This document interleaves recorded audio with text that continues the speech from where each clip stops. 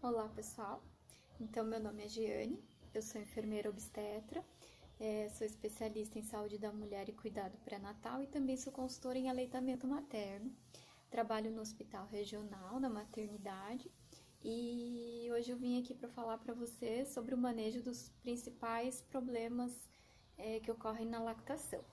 Então, começando pelo trauma mamilar, que geralmente ocorre, né, um dos primeiros que surgem. Então, gente, assim, o trauma mamilar, a gente vai observar ele avaliando a mama da mãe, né? Geralmente ela vai referir dor e aí a gente vai perceber as fissuras, né? Às vezes no mamilo, às vezes na base da mama. Então, a gente sempre precisa observar aonde está sendo esse trauma, né?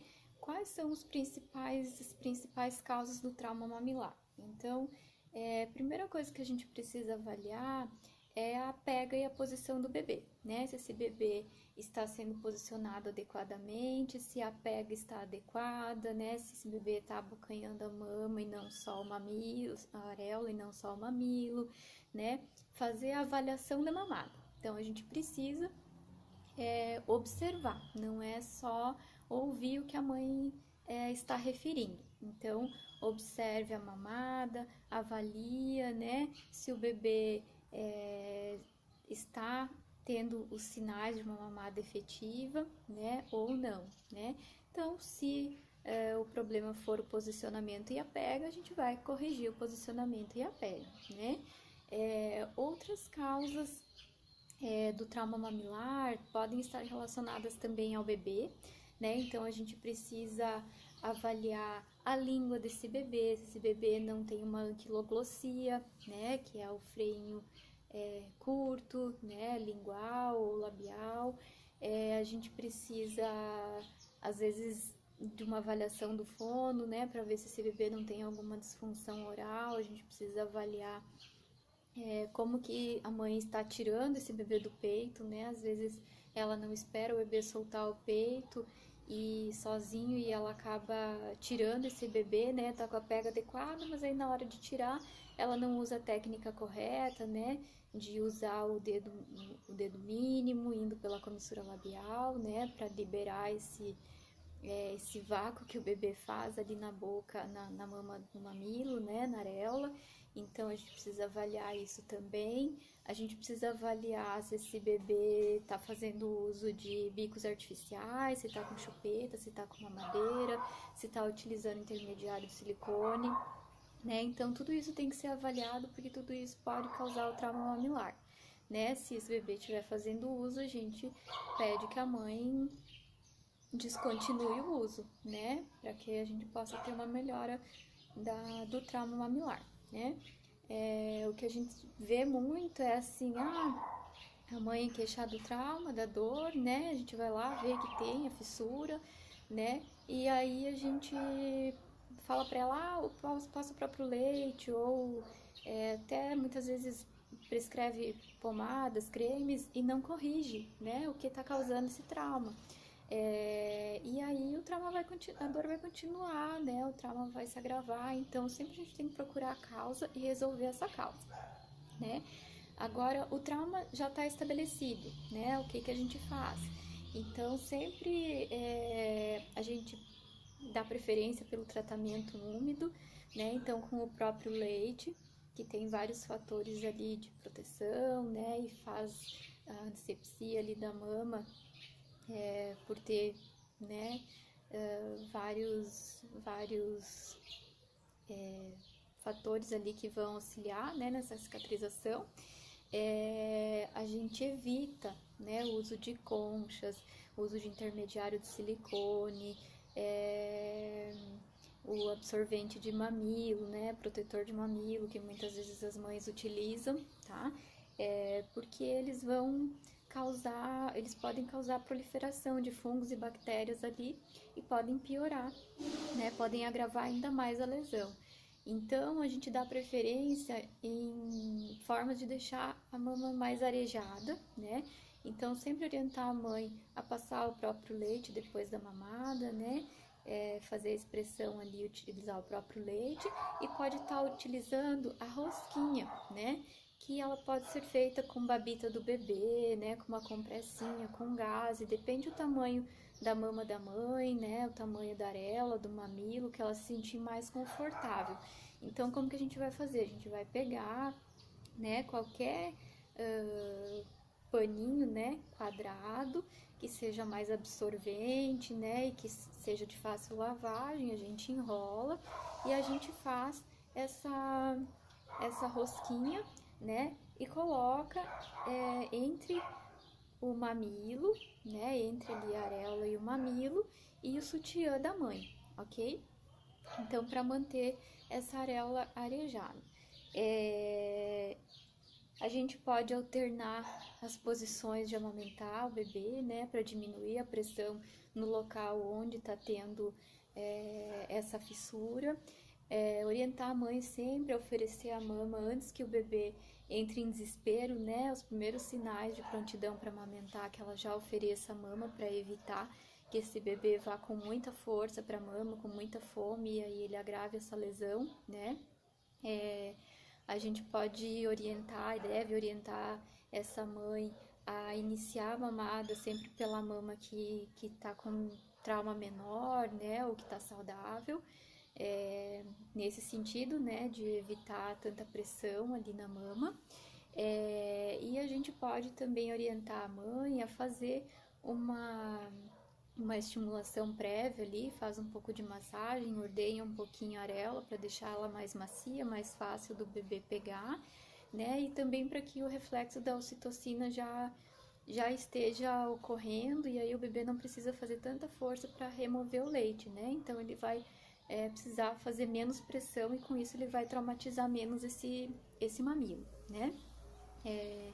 Outro problema, né, que vem também nos primeiros dias, geralmente, é o engurgitamento mamário, né? Então, toda mulher, ela vai passar pela apojadura, que é a descida do leite, né? Geralmente, essa apojadura, ela vai acontecer entre o terceiro e o quinto dia após o parto, tá? Muitas vezes, as mães passam bem tranquilo por esse processo, quando o bebê tá mamando bem, elas vão sentir um pouquinho de dolorimento, vai sentir que a mama vai ficar com volume maior, né? Mas em alguns casos, quando o esvaziamento não é adequado, ou mesmo quando a mãe não tá com o bebê junto, né? Um bebê que está em UTI neonatal, por exemplo, né? Que não está podendo mamar, pode acontecer desse engurgitamento chegar a um ponto da mãe ficar com a mama totalmente endurecida, né? O leite fica represado, ela acaba sentindo muita dor, pode acontecer de ficar com calor na mama, rubor, né? E aí, nesses casos, a gente vai precisar orientar essa mãe, vai precisar auxiliar ela a fazer a massagem à ordenha para remover o excesso desse leite, né? A gente sabe que aquele volume todo não é só leite, né? Tem o edema também, mas a gente vai ter que fazer esse esvaziamento para não agravar mais esse edema. Então, é bem importante que a gente oriente sempre a mãe para que ela saia do hospital ou quando ela vem procurar a gente na unidade de saúde, que ela faça essa massagem à ordenha, que ela consiga fazer isso, né? É um processo que é doloroso, que não é fácil de fazer, às vezes ela precisa utilizar analgésicos para poder fazer essa massagem essa ordenha, mas é necessário esse esvaziamento, né? Quando o bebê está com a mãe, quando ele pode ser colocado no peito, a gente pode orientar ela a fazer essa massagem prévia, né? Ordenhar um pouco para deixar a areola mais macia, para que o bebê consiga fazer uma pega melhor, né? E que ele consiga ordenhar melhor essa mama. E se ela não sente o alívio depois ainda da mamada do bebê, ela pode estar fazendo a ordenha depois também para aliviar essa mama, né? Geralmente, o engurgitamento ele vai permanecer por mais ou menos 48 horas e depois a mama vai se adequando, né? Vai ocorrendo a regulação ali da produção de leite e ele vai se resolvendo, né? Mas quanto mais a mãe auxiliar nesse processo, com a massagem com a ordenha e o bebê fazendo uma mamada bem efetiva, melhor, né? E nesses casos também a gente pode orientar a mãe a alternar as posições do bebê para que ele estimule com o queixo as áreas onde a gente vê que o leite está mais represado, né? Onde tem essas áreas com mais nodulação. Então a gente pode estar orientando a mãe nesse sentido, né? Outro problema que pode acontecer é a candidíase, né? Então a candidíase na areola, no mamilo, geralmente a gente percebe ela porque acaba ficando a pele ali do mamilo, né, da areola, fica mais brilhosa, fica rosada, né? O bebê pode ter as placas, né, placas esbranquiçadas na boca, né, mas não necessariamente. E a mãe sente dor, geralmente elas referem uma dor enfisgada, uma dor muito forte, né? E é uma dor que permanece depois da mamada também. Então, a gente precisa sempre observar, né? E se essa mãe tem sinais da candidíase, a gente precisa encaminhar ela para tratamento, a gente precisa orientar ela que ela precisa manter o mamilo arejado, evitar os protetores novamente, evitar chupeta, mamadeira, intermediário de silicone, concha de amamentação, tudo isso acaba aumentando a contaminação ali, dificultando o tratamento. Então, precisa encaminhar para tratamento com antifúngico, né? Esse tratamento geralmente é longo, né? Não é um tratamento curto, e precisa ter os cuidados também com o bebê, né? Às vezes precisa tratar o bebê concomitante, e principalmente observar esses dispositivos se a mãe está utilizando, né? Orientar que não utilize, ou que se não tiver como remover esses dispositivos, que pelo menos ela tome os cuidados de higiene adequados para que não ocorra a contaminação, né? Outra situação que pode acontecer é o fenômeno de Raynaud, né? Então, o fenômeno de Raynaud é quando ocorre um vasoespasmo da região ali do mamilo, né? Tem mulheres que já têm, né, a síndrome, e sente isso em outras partes do corpo, e durante a amamentação acaba ocorrendo ali no mamilo também, né? Que geralmente ela ocorre nas extremidades, é um espasmo vascular de extremidades. Como que a gente vai perceber também, né? A mãe vai referir muita dor, principalmente depois que retira o bebê do peito. O mamilo a gente precisa observar, porque geralmente esse mamilo, quando o bebê sai do peito, ele está branco, né? Está isquêmico, e com o passar dos minutos ele acaba ficando bem avermelhado, e a mãe sente muita dor, né? E a gente vai observar, não tem trauma, né? Não tem outras coisas. Às vezes o trauma também pode desencadear, mas a gente precisa observar. E uma forma de tratar que a gente pode estar sugerindo, orientando a mãe, é que sempre assim ela já mantenha uma compressinha morna quando ela retira o bebê do peito, né? Tirou a boquinha do bebê ali, já coloca essa compressa morna, porque é essa diferença de temperatura que causa esse espasmo. Então, se a gente utilizar o calor local logo ali que tira o bebê, pode aliviar esse desconforto. E muitas vezes também vai precisar de tratamento medicamentoso, então tem que encaminhar para avaliação médica, né? Para verificar se tem a necessidade do uso de medicação para aliviar essa dor e o desconforto da mãe, né? Mas o que a gente pode estar orientando então sempre é usar esse calor assim imediatamente. Tirou o bebê, não deixa fazer essa alteração brusca de temperatura, já coloca a compressinha morninha ali, né, úmida, para aliviar, né? Outra situação que pode acontecer é o bloqueio de ductos, né? Então, como que a gente observa o bloqueio de ductos? Geralmente a mãe vai referir uma nodulação na mama, né, numa área específica ali da mama. Às vezes até pode sentir, né, o endurecimento desse ducto acompanhando ali, né? Então, fica doloroso, né?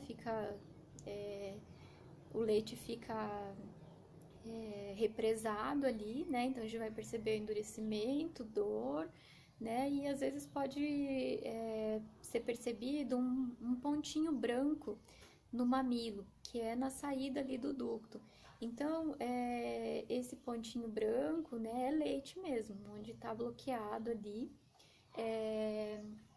A mãe pode estar fazendo um procedimento com uma toalha mais áspera, né? Depois do banho, principalmente, que está mais úmido, mais sensível ali o local. Ela pode estar esfregando essa toalha nesse pontinho branco para auxiliar no rompimento, né? Se caso não conseguir dessa forma, né? Ou, né, massageando e fazendo a ordenha, não liberar esse ducto, às vezes é preciso fazer uma intervenção com uma agulha estéril, né? Mas tem que tomar muito cuidado, não é introduzir a agulha, né? É simplesmente romper essa pelezinha, e tem que ser feito por um profissional de saúde, né? Preferencialmente. E precisa massagear e ordenhar, então pode estar massageando, pode orientá-la a massagear durante a mamada, né? Se o bebê tá mamando bem, ela pode estar fazendo essa massagem, né? Estimulando ali, empurrando em direção ao mamilo, para que o bebê consiga ele mesmo romper, né? Abrir esse ducto. E o que geralmente causa bloqueio de ductos, né? Então, pode ser roupa apertada, que pode estar fazendo ali uma pressão e represar, né? Cremes, pomadas, óleos, né? No mamilo, na areola, então por isso que a gente não recomenda o uso, né? Então, assim, tem que ter esvaziamento, né? Basicamente, todos os problemas a gente acaba resolvendo com massagem e ordenha, né? Bem importante fazer. Outro problema que pode acontecer é a mastite. Novamente, pode acontecer por esvaziamento inadequado, né? Geralmente por excesso de leite ali, ou até por infecção por uma porta de entrada ali, que o mamilo pode ter microfissuras, né? Então, a mastite, a gente precisa tomar cuidado porque ela evolui muito rápido, né? A mulher vai referir mal-estar, febre, uma região avermelhada, né? Endurecida, dolorida.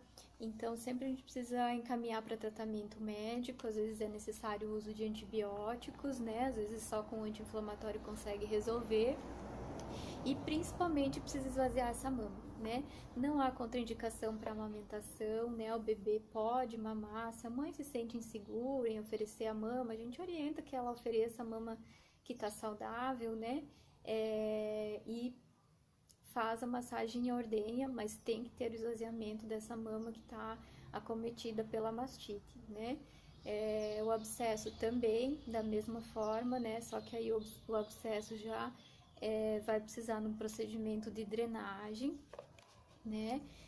Também precisa de acompanhamento médico, precisa fazer esvaziamento da mama, também não há contraindicação ao aleitamento materno, né? A mãe deve amamentar, inclusive, né?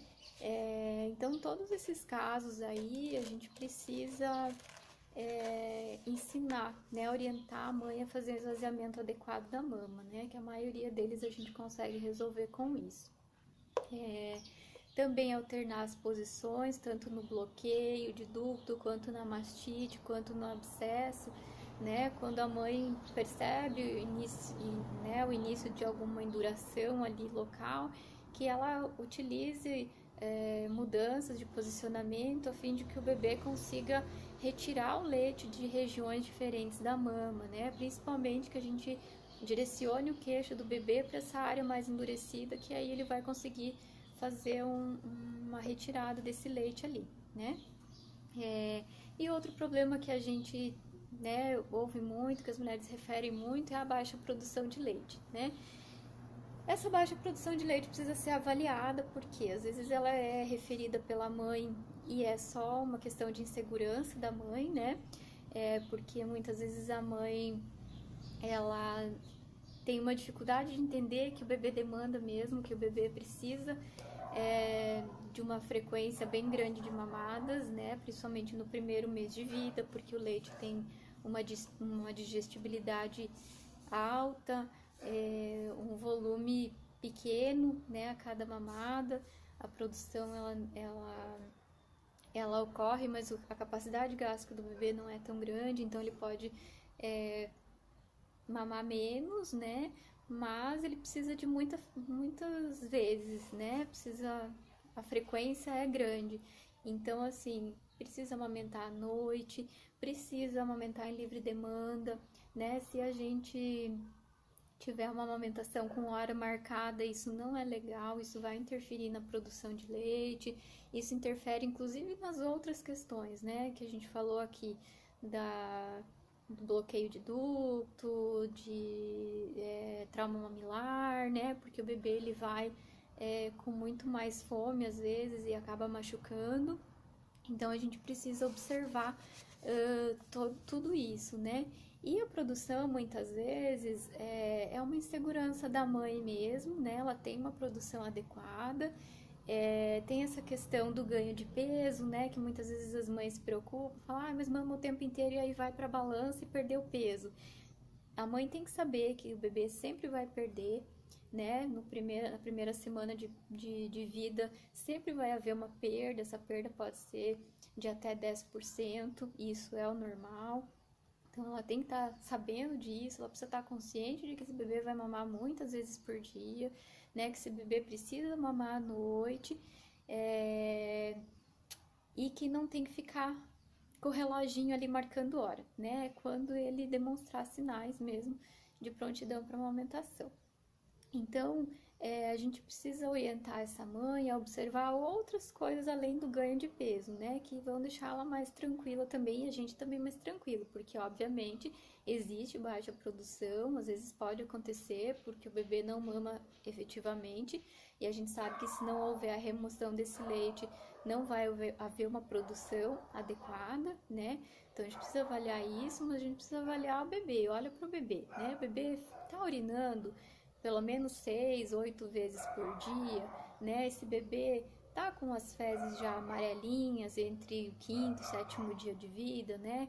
A gente não pode ter mecônio depois dos 5, 7 dias de vida, né? O cocô do bebê ele precisa passar a ser amarelinho, né? Com cheiro de leite. Não pode ser ressecado, né? Ele vai evacuar várias vezes por dia. Então, esses são sinais que a gente precisa avaliar no bebê também de que a produção está adequada, né? A gente precisa ver se esse bebê fica tranquilo depois das mamadas, né? Se ele dorme, se ele relaxa. A gente precisa olhar, avaliar essa mamada, se esse bebê está deglutindo, né? Se esse bebê está sugando corretamente, né? E a gente precisa aumentar a frequência das mamadas se tiver sinais de que realmente há uma baixa produção de leite, né? Então, a gente precisa orientar, claro, a rede de apoio da mulher para que ela fique tranquila também, né? Para que ela tenha auxílio, para que ela se alimente bem, que ela se hidrate adequadamente, né? Mas principalmente a gente precisa orientar ela de que ela precisa oferecer essa mama várias vezes mesmo, né? O bebê precisa mamar para que haja o aumento da produção. E se mesmo assim a gente não tiver uma produção adequada, a gente pode estar utilizando outras técnicas, né? Como a translactação, para estimular a mama ao mesmo tempo, né? Que o bebê suga, né? Que ele vai treinando o aleitamento, né? E se esse bebê tem alguma situação que ele tem dificuldade de esvaziar a mama, né? Um bebê prematuro, um bebê muito pequeno, né? A gente muito sonolento, a gente tem que orientar a mãe a ordenhar essa mama e oferecer o leite no copinho, né? Então, se o bebê precisa desse leite, a gente vai ordenhar e vai oferecer, né? Se a mãe não tem uma produção adequada, a gente pode estar usando a translactação se o bebê mama bem, né? Então, enquanto a gente utiliza um outro leite, se não tiver produção adequada do leite da mãe, a gente pode estar colocando essa sondinha, né? Fazer a técnica da translactação para que esse bebê estimule a mama a produzir mais, né? E às vezes, assim, né? Se é um bebê mais grandinho, a gente pode estar orientando a mãe também a utilizar as bombas elétricas, enfim, né? Para estimular essa mama para aumentar a produção. Então, aumentar a produção de leite é esvaziar a mama, né? A gente precisa fazer esse esvaziamento para que haja um estímulo para a produção. E também a gente precisa avaliar essa mama, né? E essa mãe, às vezes ela tem uma cirurgia de mama anterior, às vezes ela tem uma hipoplasia mamária, né? Hipotireoidismo, diabetes, né? São condições em que pode haver uma diminuição, né, na produção de leite. Mas a gente pode estar intervindo para que ela aumente, né? Fazendo essa estimulação para aumentar a produção. Então é importante sempre que a gente avalie, que a gente olhe. E assim, gente, a gente não consegue, né, num tempo tão curto, especificar tudo isso muito bem, né? Porque a alimentação é muito olhar, né? É avaliar. Não existe receita pronta, cada dupla é uma dupla, né? Cada uma tem as suas particularidades e a gente precisa olhar para essa dupla, né? Porque a amamentação, para dar certo, ela tem que ter um encaixe, né? Como chave e fechadura. Então, a gente sempre precisa saber avaliar uma mamada, a gente precisa saber fazer uma massagem em uma ordenha, saber orientar isso, né? E olhar, a gente precisa olhar, a gente precisa ouvir, a gente precisa perceber, né? E assim, tem outros fatores também, né? Que as meninas vão estar abordando aqui, a questão do aconselhamento, a amamentação não é só física, né? Ela é muito também emocional, psicológica, é cultural. Então, são vários fatores que a gente precisa avaliar. Mas as principais formas, então, da gente estar intervindo e auxiliando nesses principais problemas são essas, né, gente? Assim, dando uma pincelada geral. E é claro, como eu falei, cada situação é única e a gente precisa avaliar e a gente vai pegando isso com a prática, né? Mas a gente precisa estudar muito. Então, claro que o que a gente traz aqui é o mais básico, mas procurem, né? Estudar e entender cada vez mais o aleitamento materno, porque essas condições, essas situações, né? Principalmente a dor, né? Que todas essas condições que a gente colocou aqui, elas causam a dor para amamentar, uma condição muito importante, né? Que leva ao desmame. E a gente não quer isso, né? E às vezes auxiliando essa mãe, a gente vai salvar essa amamentação, né? Por uma questão que pra gente acaba sendo simples, mas para elas tá muito difícil de enxergar, de conseguir avaliar, tá? Então, me coloco à disposição para esclarecimentos de dúvidas, né?